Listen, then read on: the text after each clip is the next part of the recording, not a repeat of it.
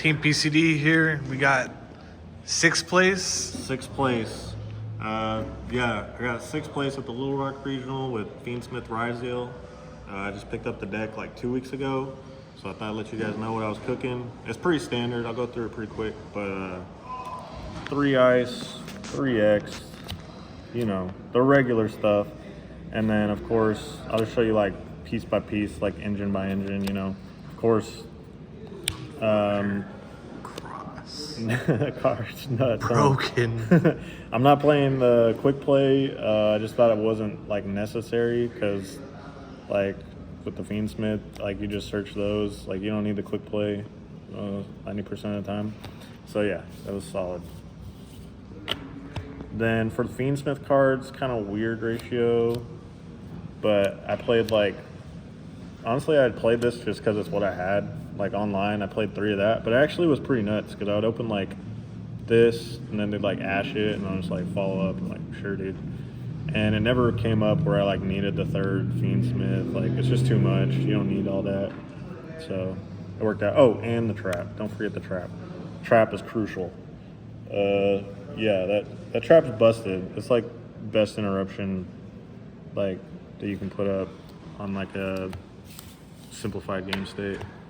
Hand traps, mold charmies, ash. I'll try to put it up here so it's like fit all.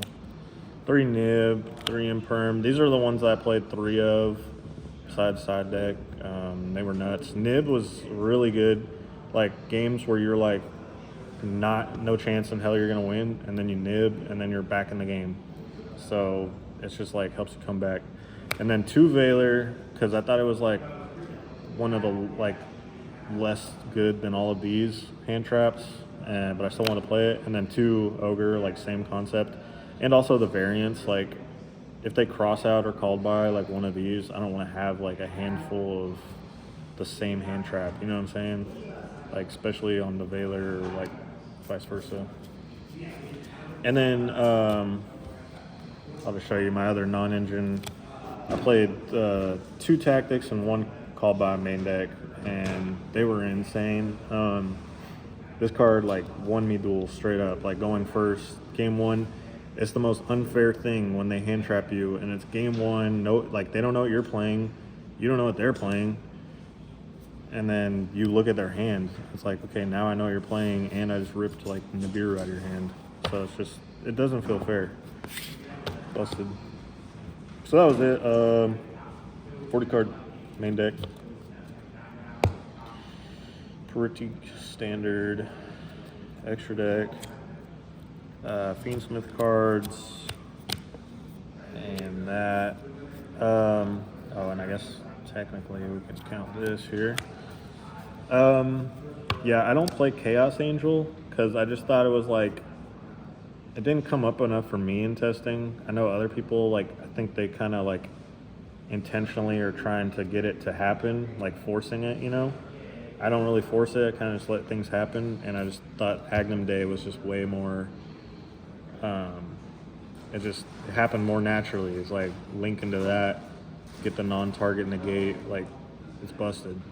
And like if you establish this, and then like let's say you have like Lacrima plus like this engrave or whatever, like you have the whole setup, like it's broken. Like one time I put this under a duo drive, or I mean under detonator detached it, like effects, send their card, Agnum Day effect, like put like summon it back with the negates, like oh my god, not fair. Yeah, he scooped that game. Then rank 4s, I played 2 duo drive, 2 detonator. I saw some people getting cocky, like cutting the duo, but I just didn't want to run into any cash tiras and get my shit ripped out and like lose the duel because of it. So I just wanted to play more safe.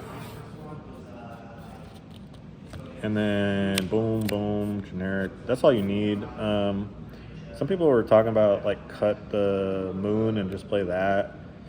I don't know. Like I never go into this and then like do the combo. I always just go into the link 2 because I want to have this for blowing up the board, you know. Because you never know, like the format's so grindy. And then of course the aggregator and Typhon. No SP. You don't need it. You'll never make it unless you're like gonna lose anyway. Yeah. And then side deck, simple stuff. 3 Lancia. I didn't play any Malice today, which is crazy because I was like, there's going to be people playing Malice and they're going to be the ones at the top tables, but actually didn't see one all day. And then Rulia sided this in like every time I went second, like pretty much against everyone. Like I just wanted to like Rulia them or Molcharny them to death. So there's the monsters, and then I played 2 Thrust, Feather Duster, Slayer. And this was nuts because I was like setting D-barrier all day, or like set that, or I'd set like Imperm, search tactics, search whatever you want, search Feather Duster, blow out your whole back row. Yeah, I think the Thrust and the tactics engine, like searching whatever you want, is like so good right now. Yeah, correct. And then 3 Judgment. This card is insane. I mean, whenever I draw it, you pretty much just auto win if you go first. If your combo goes through, like, well, even if not. But let's see. Round 8, I like top deck this off of the field spell and set it, and like he was already way behind, but just because this like made it literally where he had no chance. So and it's a really grindy format. Like cards like this, they just end the game. So yeah, that was it. It's pretty standard stuff. Any clutch moments? Clutch moment. Let me think for you. Clutch moment. I will say my round 7 was like the easiest duel of my life, because like I literally had everything. A lot of my duels that I won, it was like I had everything and like they just had no chance. But then the duels that I lost, I literally only lost because I misplayed against the Fiendsmith Ryzeal. So I don't know, I can't really think of any clutch moments right now, except whenever I top decked that Judgment and set it, and I was just like, I think I had a Desiree already, and then I was like, set the Judgment, and I'm like, all right, I know I won the duel. But I do have some shout outs. Shout out to Kyler Price, Nationals topper with he topped with Gimmick Puppets. He topped with YCS with Runic, so shout out to him. He's the Runic GOAT, and he let me borrow his Europrint Ryzeal deck that I wouldn't have been able to play without it, so shout out to him. Shout out to RP behind the camera. Shout out to Dylan, who's not here, Dakota, the whole group. Shout out to all the judges. Shout out to Tyler, Caleb, Vel, everybody. All right, we're out of here.